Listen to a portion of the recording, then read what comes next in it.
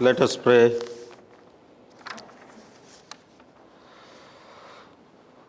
May the words of my mouth and the meditations of all our hearts be acceptable in thy sight, O Lord, our rock and our redeemer. Amen. Once again, dear church, blessings of Advent to each one of you. And this is first Sunday in Advent this year, beginning of a new liturgical year of the church. And this is a time of expectation and a time of preparation too for the coming of our Lord and Savior Jesus Christ. As this time approaches, we must prepare ourselves spiritually so that the Lord will find willing hearts to dwell in. The readings of this Sunday also indicate that the coming of the Lord is very close at hand. He comes to fulfill the promise he made to the house of Israel, as we heard in the readings from the book of Jeremiah. This promise is renewed in our time, for he will be our God, and we will be his chosen people, the people of a new covenant which is sealed with his blood. And we become people of great hope. And now in the passage that was read today, Jeremiah speaks of the restoration not simply of daily life, as momentous as that is, but also of one of the chief signs of God's favor, the restoration of the Davidic line. Jeremiah says, a righteous branch will sprout from the line of David. A similar image is also found in Isaiah chapter 11, verse 1, which says, a shoot shall come out from the stump of Jesse, and a branch shall grow out of his roots. The image in both these passages is one of hope and unexpected joy. It is one which speaks of new life springing from what looks like a dead stump. To a people devastated by loss, Jeremiah's prophecy offered hope. The days are surely coming, says the Lord, when I will fulfill the promise I made to the house of Israel and to the house of Judah. All might seem lost, but the scripture reminds us that God is still faithful. The house of David might be cut down, but God is able to bring forth life out of death. A branch will sprout. A hope will be kept alive. Advent has always been a happy time for most people, even in difficult times, because there is something about Christmas and there is something about the coming of the Messiah and the coming of the Lord and the realization of all promises that God has made to his people, of all the promises that God has made to you and to me. God's people find their fulfillment in a stable. They find fulfillment in a little child, a poor young teenage mother, and a gravely worried husband into whose care God has placed this most precious family. I think there's something that stirs great hope in us whenever we hear this story and this scripture. And therefore, so Advent is really a time of hope. And that's why we have today, on the first Sunday of Advent, we have lighted the candle of hope. It is a time when we put aside our major worries in life and realize that God is with us. God is with us, Emmanuel. Advent, the season of Advent is also a multi-layered time. There is the remembrance and the desire to recapture the birth of that baby again. We really want to hear that angel song and believe that even for a moment, peace on earth is within the realm of possibility. We really want to hear that angel song. And we really want to recapture the birth of this young child. Even while doing it, we look back to what has been done for us through the birth of Jesus. But at the same time, the scriptures remind us that there is something still coming on the horizon. Therefore, we sing, O come, Emmanuel, and ransom captive Israel. Whenever I sing that beautiful hymn, I replace the word Israel with Solomon. O come, Emmanuel, and ransom captive Solomon. This is a beautiful hymn where we can personalize, right? That's how we need to sing that hymn during this time of waiting. We do look for the coming of the kingdom when the lion shall lie down with the lamb, when we will beat our swords into plowshares and spears into pruning hooks, and when we will study war no more. There is a someday out there toward which we lean and for which we hope. That's why Advent is a looking forward as well as looking back. It's a looking forward with hope. My dear friends, fellow Christians, Advent is also a time to reflect on what's really important in our lives and to prepare ourselves to meet Jesus, to welcome Him into our hearts and lives, into our families and our communities, to welcome Him into our churches. We should ask ourselves, even as we spend time in reflecting, we should ask ourselves, if I change some of my habits or activities this season, would this give me a bit more time to grow closer to God?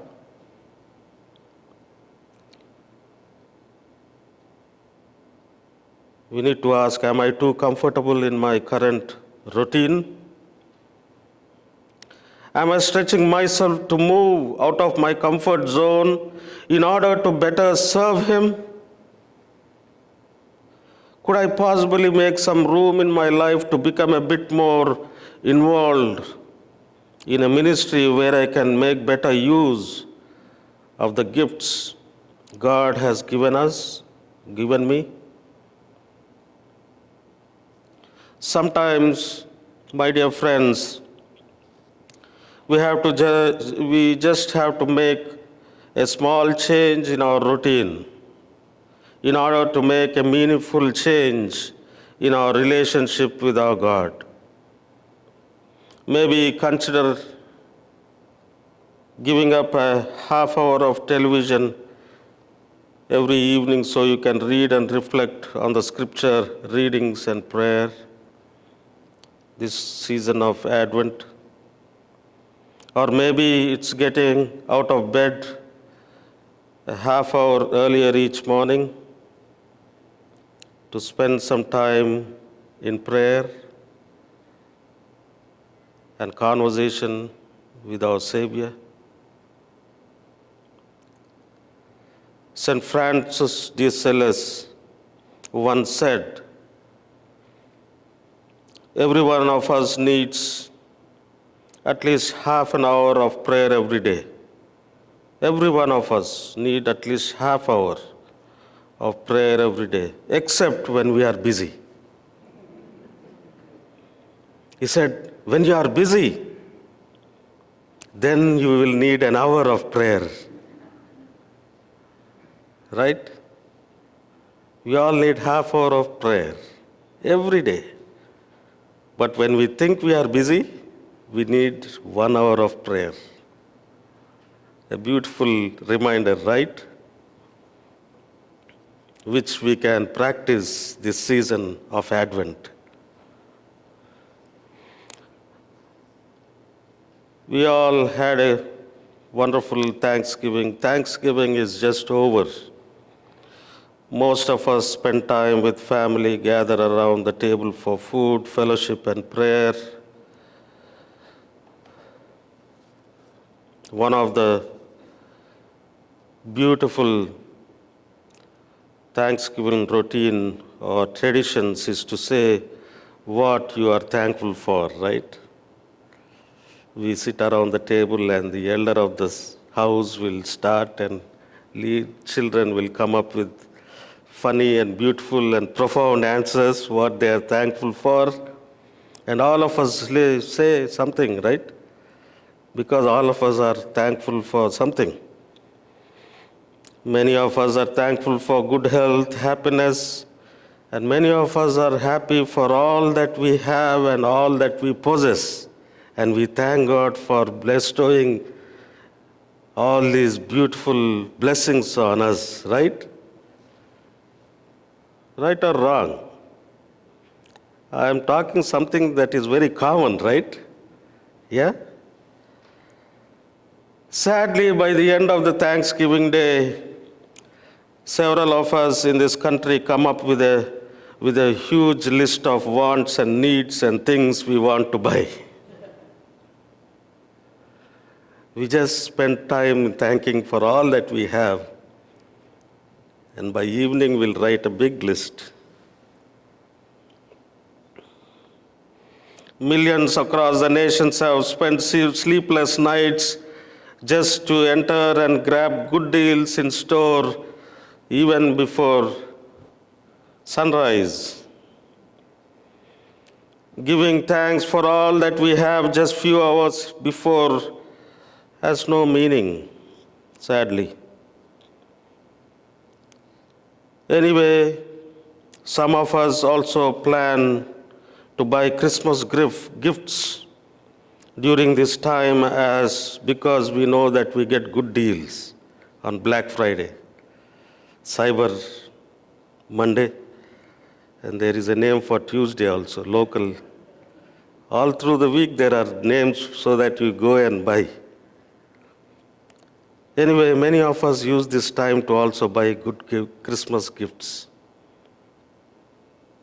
Think about this as we begin this season of Advent this year. Some gifts you can give this Christmas are beyond monetary value. We can mend a quarrel. We can dismiss a suspicion. We can tell somebody, I love you, I care for you. Give something away anonymously. Forgive someone who has treated you wrong. Turn away your wrath with a soft answer. Visit someone who is lonely. who is sick, who is waiting for somebody to come and give them an embrace.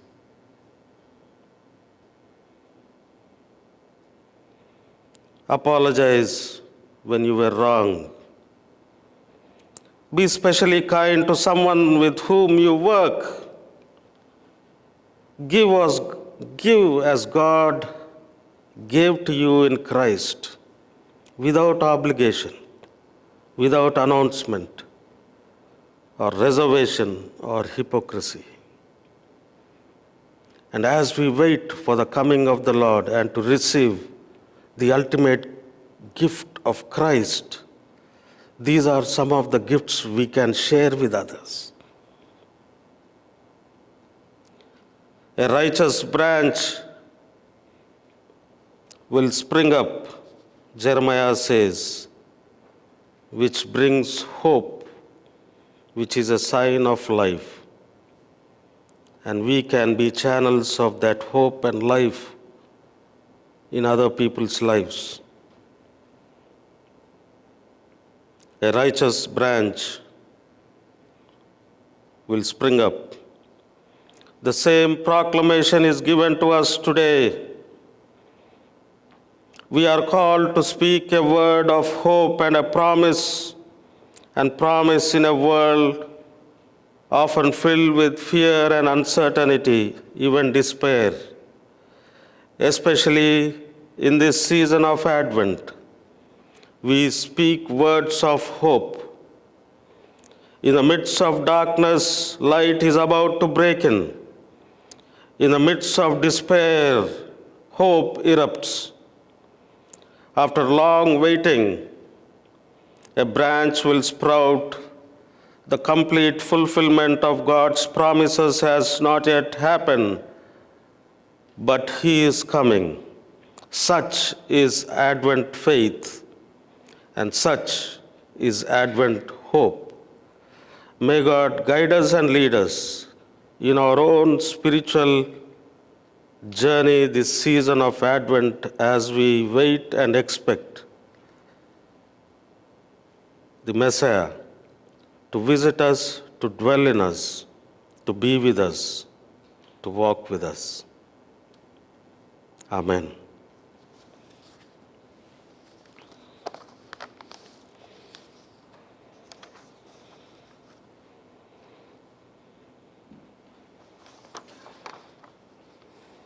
Let's all rise and affirm our faith by saying together the Apostles' Creed as found on page 881 of your red hymnals.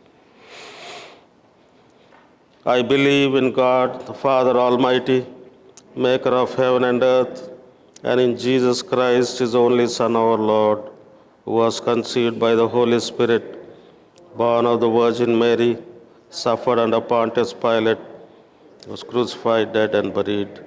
He descended into heaven, seated at the right hand of God, the Father Almighty. From there He shall come to judge the quick and the dead. I believe in the Holy Spirit, the Catholic Church of saints, the forgiveness of sins, the resurrection of the body, and the life everlasting. Amen. Please be seated, or if you are able, you can stand. But before we sing All to Jesus I Surrender, Gina is off today, and Christina took care of the everything, audio, visual. Thank you very much. She did it, right? Good job. Let us all sing together, All to Jesus I Surrender.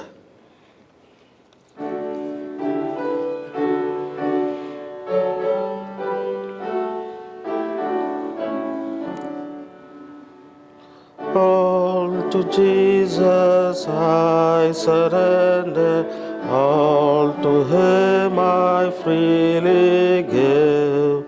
I will ever love and trust Him, in His presence daily live. Surrender all, I surrender all to Thee, my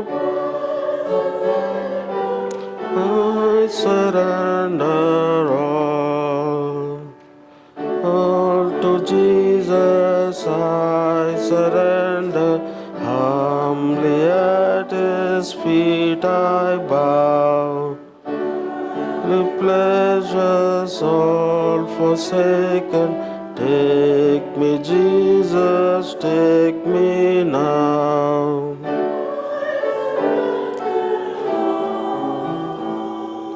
I surrender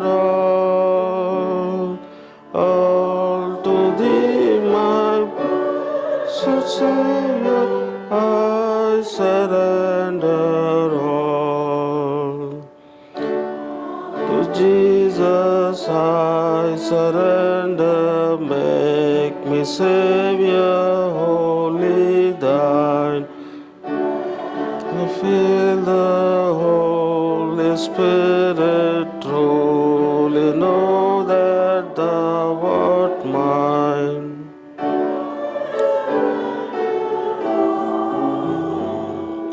I surrender all to Thee. I surrender all. I surrender, Lord, I give myself to Thee. Me with Thy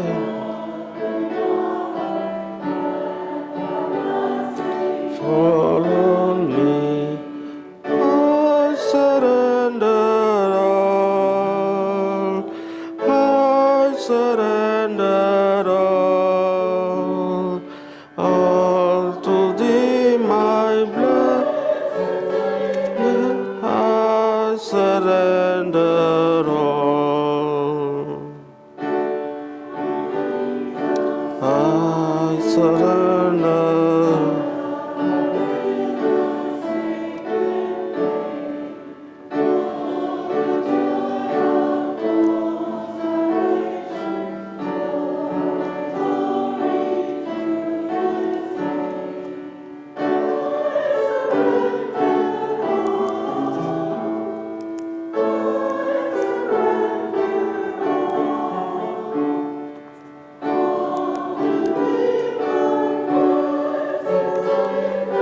I surrender all.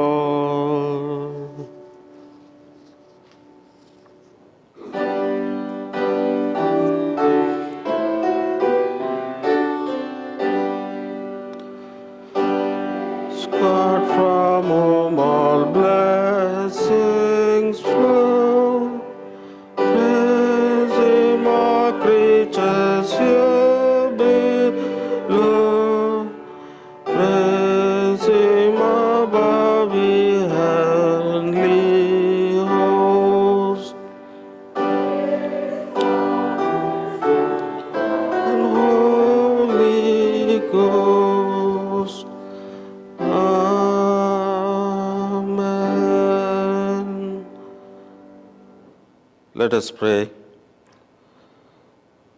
Holy God of new beginnings, as we share our tithes and offerings with you, we are filled with hope. We enter the season of Advent with expectation. We have left behind us a time of fear, isolation, and uncertainty. And we raise our heads because we know our redemption is coming near. May our gifts be dedicated to help heal the brokenness of our world and to welcome our Messiah into the world once again. In Christ's name we pray. Amen.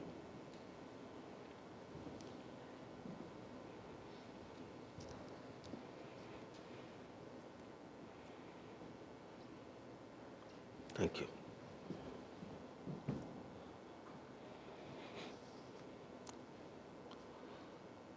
Let us say the Lord's Prayer together. Our Father, who art in heaven, hallowed be thy name. Kingdom come.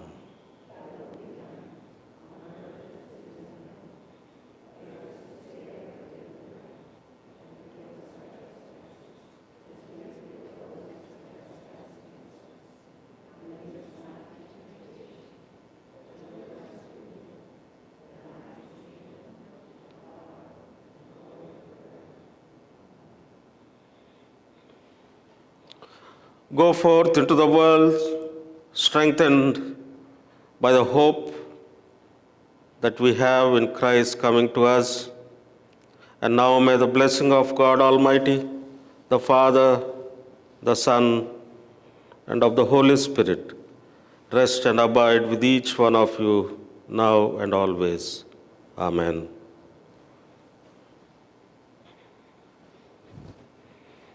Let us sing together our closing hymn, I Want to Walk as a Child of the Light.